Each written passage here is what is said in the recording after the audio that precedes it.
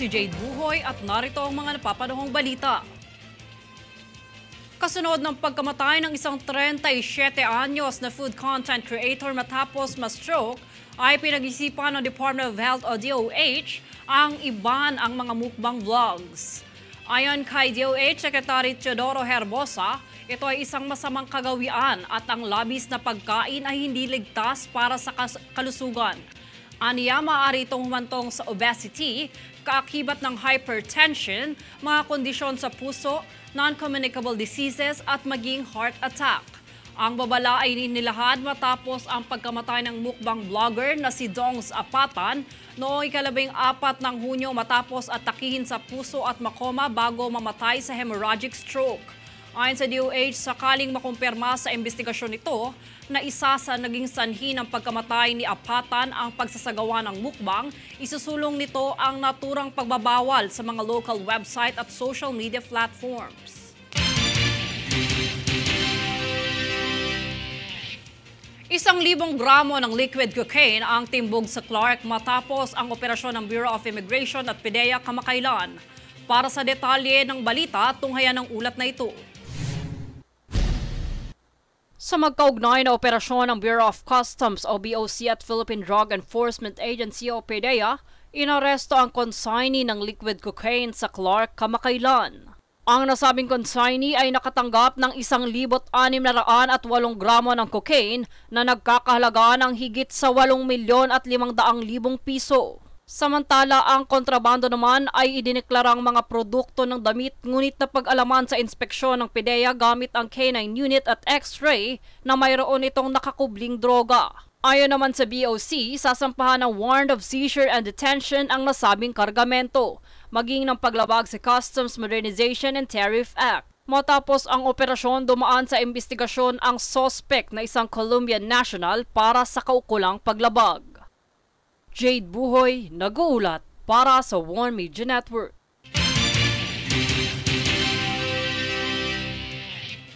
Sinimulan na ng Department of Agriculture o DA ang large-scale trial ng 29 na pisong presyo ng bigas kada kilo sa mga piling Kadiwa Center.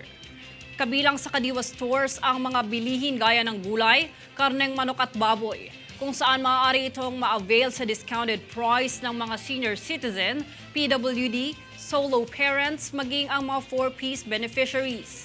Ayon sa DA, abangan pa ang pagbebenta ng 29 na pisong bigas sa mga lugar ng Visayas at Mindanao.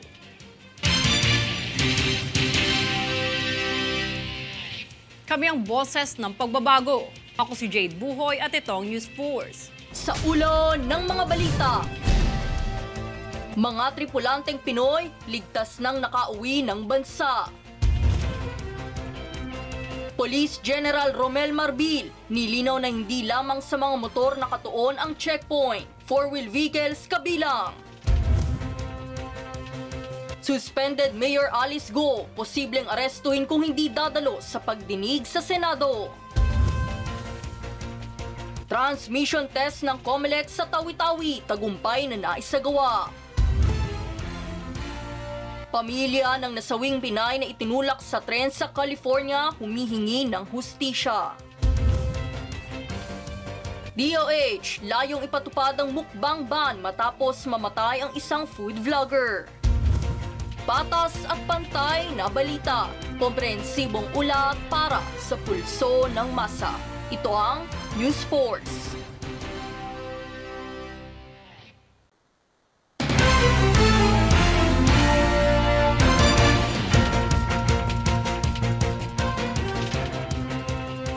Ako si Jade Buhoy at narito ang mga napapanahong balita. Tagumpay na naisagawa ng Commission on Elections o COMELEC ang transmission test sa Tawi-Tawi nitong nagdaang Biyernes, 5 ng Hulyo. Isinagawa ito sa 2 munisipalidad ng Tawi-Tawi kung saan ayon kay COMELEC Chairperson George Erwin Garcia, napakalayo ng mga lugar na ito. Kung kaya't sinubukan ng ahensya kung epektibong makapag-transmit ng resulta kahit mahina ang signal. Layo nito ang mapalawak ang kampanya ng pagbibigay ng kaalaman para sa mga botante upang maging pamilyar sa mga bagong teknolohiya na gagamitin para sa susunod na halalan. Inihayag ng Philippine National Police o PNP na gaya ng dati ay mananatili pa rin ang maximum tolerance ng kapulisan para sa nalalapit na ikatatlong State of the Nation Address o SONA. Yan ang balitang hatid ni Daniza Lopez. Para sa paghahanda sa ikatlong State of the Nation Address o SONA ni Pangulong Ferdinand Bongbong Marcos Jr. ay ipatutupad ng Philippine National Police o PNP ang maximum tolerance bilang mahigpit na pagbabantay sa seguridad ng publiko. Una nang ibinahagi ng National Capital Region Police Office o NCRPO ang pagpapakalat ng 22,000 pulis para tiyakin na maayos ang magiging daloy ng SONA.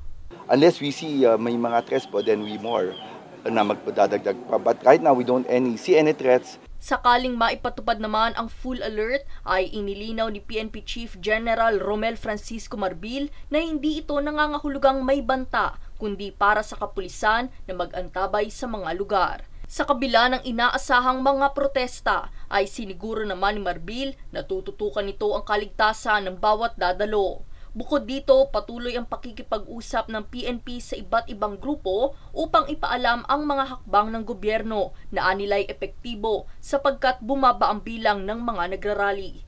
Samantala, ayon kay Quezon City Police District o QCPD, Police Brigadier General Rodrigo Maranan, patuloy na isinasagawa ang interagency meeting para sa paghahanda ng mga hakbang na gagawin sa nalalapit na SONA. Sa susunod na linggo, magkakaroon na tayo ng joint ocular inspection. At isasabay na natin doon after inspection yung ating mga simulation exercises. Daniza Lopez nag-uulat para sa One Media Network.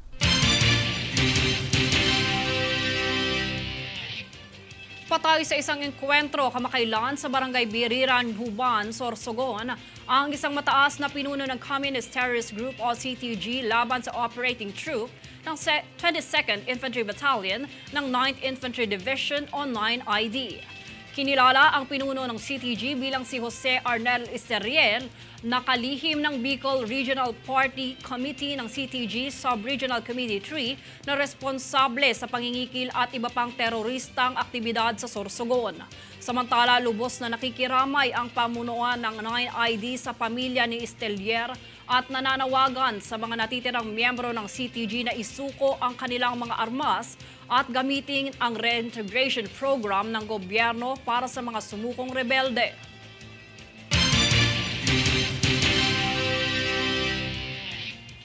Kami ang boses ng pagbabago. Ako si Jade Buhoy at itong News Force. Pulanteng Pinoy, ligtas nang nakauwi ng bansa. Police General Romel Marbil, nilinaw na hindi lamang sa mga motor nakatuon ang checkpoint, four-wheel vehicles kabilang. Suspended Mayor Alice Go, posibleng arestuhin kung hindi dadalo sa pagdinig sa Senado. Transmission test ng COMELEC sa Tawi-Tawi, tagumpay na naisagawa. Pamilya ng nasawing Pinay na itinulak sa tren sa California humihingi ng hustisya. DOH, layong ipatupad ang mukbang ban matapos mamatay ang isang food vlogger. Patas at pantay na balita, komprehensibong ulat para sa pulso ng masa. Ito ang News Force.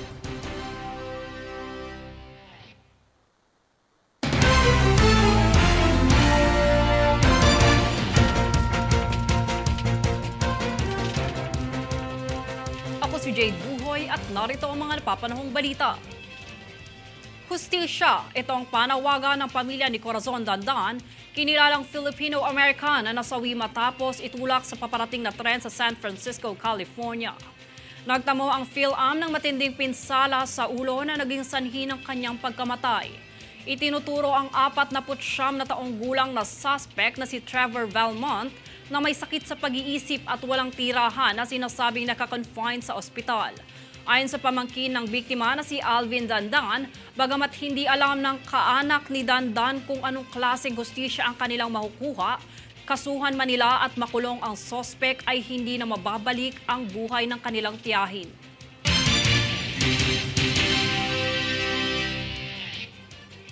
patuloy na pagpapatibay ng ugnayan ng media at kapulisan ay sinagawa muli ng Philippine National Police o PNP Press Corps ang ikalawang Shoot Fest. Ang buong kaganapan tunghayan mula kay Daniza Lopez.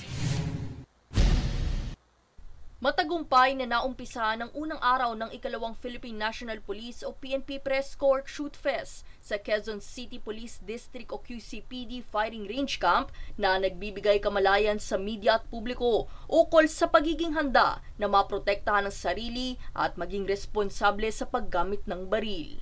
Ayon kay PNP Chief Police General Romel Francisco Marbil, layo nitong palakasin at pagtibayin ang ugnayan ng media at kapulisan sa pagkalat ng impormasyon sa publiko, kung kaya't binigyang pansin din ng general ang malaking papel na ginagampanan ng media sa pagbabalita ng katotohanan ukol sa mga aktibidad at gawain ng pamahalaan. Matatandaan na una nang isinagawa ang PNP Press Corps noong nakaraang taon upang ihanda ang mga miyembro ng media sa posibleng panganib na maaaring maganap dahil sa mga pagbabanta na natatanggap nito.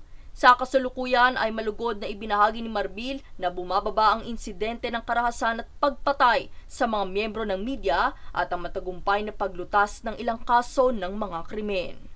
Sa kabilang banda ay sinisikap na ng PNP ang pagpapadali sa proseso ng license-owned and possessed firearms sa paraan ng digitalization. Ayon kay Marbil, pinapalakas din ito ang paggamit ng Artificial Intelligence o AI sa sistema ng PNP upang mabilis na matukoy ang anumang pagkakapareho sa datos at pagpapabilis ng mga proseso. Magiging bukas naman ang PNP sa permit to carry sa Tacloban, Visayas sa katapusan ng Hulyo at Cagayan de Oro, Mindanao naman para sa susunod na buwan bilang panimula ng pagpapalawig nito. Nahihirapan po kasi yung mga tao na pumunta dito sa Metro Manila if you have a threat. Sabi ko, yung permit to carry is not a right or not a privilege because you have threat, so we have to give you protection. Sa panayam naman kay dating PNP Chief Oscar Albayalde ay ipinunto nito ang kahalagahan ng pagsasagawa ng background investigation sa mga may-ari ng baril upang maiwasan ang mga kaso ng road rage at pang-aabuso sa mga armas. Binigyan din nito ang disiplina at pagiging responsable sa lahat ng pagkakataon para sa sariling proteksyon. Mensahe naman ni Marbil para sa mga gun enthusiast at gun owner. Ang baril po is designed to protect us and protect others. So sa mga gun owners po, ang isipin po natin, make sure na dapat lagi tayong cool. Daniza Lopez nag-uulat para sa One Media Network. Arestado sa operasyon ng Criminal Investigation and Detection Group o CIDG at ng Bureau of Immigration o BI ang isang Chinese na dayuhan dahil sa kanyang kaso ng overstaying at pagkakaroon ng mga iligal na armas at hacking equipment. Ang arestado ay kinilala bilang si Liu Yuhang na inaresto sa Makati City dahil sa kanyang iligal na pamamalagi sa bansa magmula taong 2018. Matapos ito, agad na dinala sa Camp Crame si Liu at itinungo sa Camp Bagong Diwa para sa kanyang nalalabing deportasyon. Kami ang boses ng pagbabago. Ako si Jay Buhoy at itong News Force. Sa ulo ng mga balita, mga tripulanteng Pinoy ligtas nang nakauwi ng bansa. Police General Romel Marbil, nilinaw na hindi lamang sa mga motor nakatuon ang checkpoint, four-wheel vehicles kabilang. Suspended Mayor Alice Go, posibleng arestuhin kung hindi dadalo sa pagdinig sa Senado. Transmission test ng COMELEC sa Tawi-Tawi, tagumpay na naisagawa. Pamilya ng nasawing Pinay na itinulak sa tren sa California humihingi ng hustisya. DOH, layong ipatupad ang mukbang ban matapos mamatay ang isang food vlogger. Patas at pantay na balita, komprehensibong ulat para sa pulso ng masa. Ito ang News Force.